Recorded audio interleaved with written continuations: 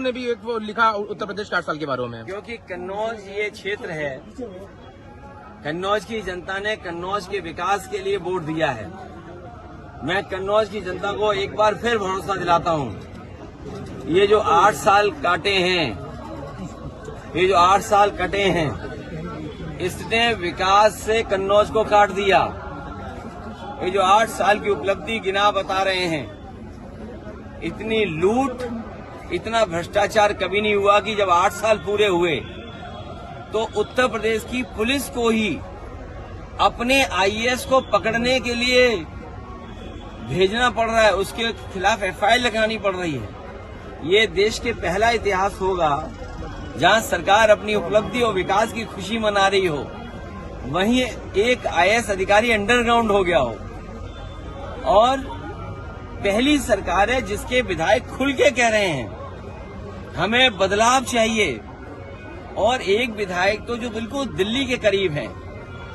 वो कह रहे हैं कि अगर अधिकारियों ने माँ का दूध किया, माँ का दूध नहीं कुछ और बताया उन्होंने कि दूध पिया हो,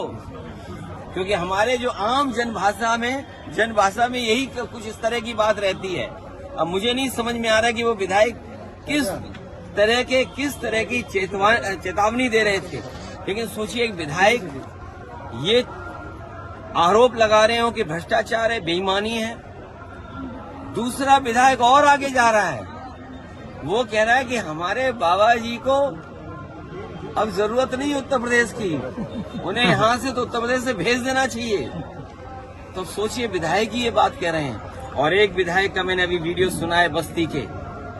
वो कह रहे थे कि इतना भ्रष्टाचार पुलिस का कभी नहीं देखा जितना उन्हें देखने को मिल रहा है। लूट मची हुई सरकार में, सोचिए, तहसील थाने की लूट, जिससे आम जनता को तकलीफ और परेशानी है। इसलिए जो 8 साल का नारा दे रहे हैं,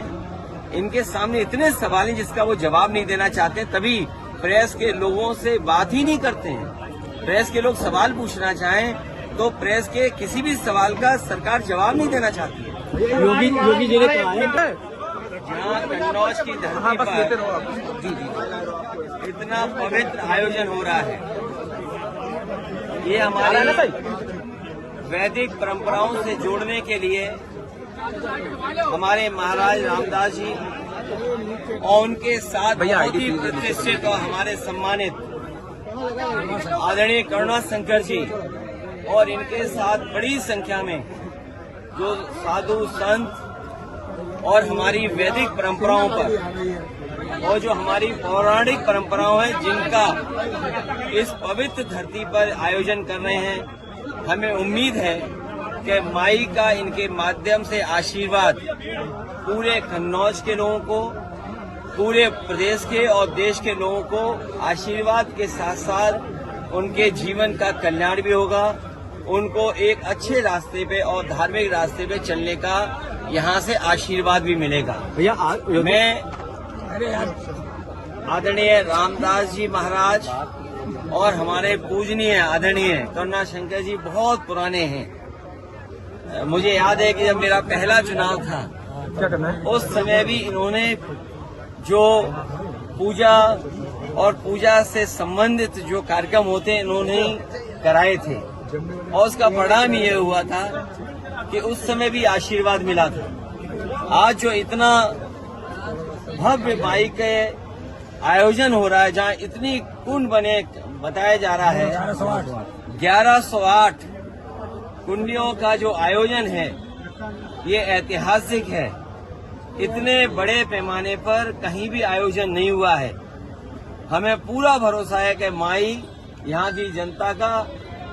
कल्याण करेगी, उनके भविष्य को बेहतर करेगी, उनके जीवन में खुशियां, उनके जीवन में स्वास्थ्य और स्वस्थ जीवन होगा, ये कामना हम सब लोग कर रहे हैं इनके बाद। सर, उत्तर प्रदेश सरकार के 8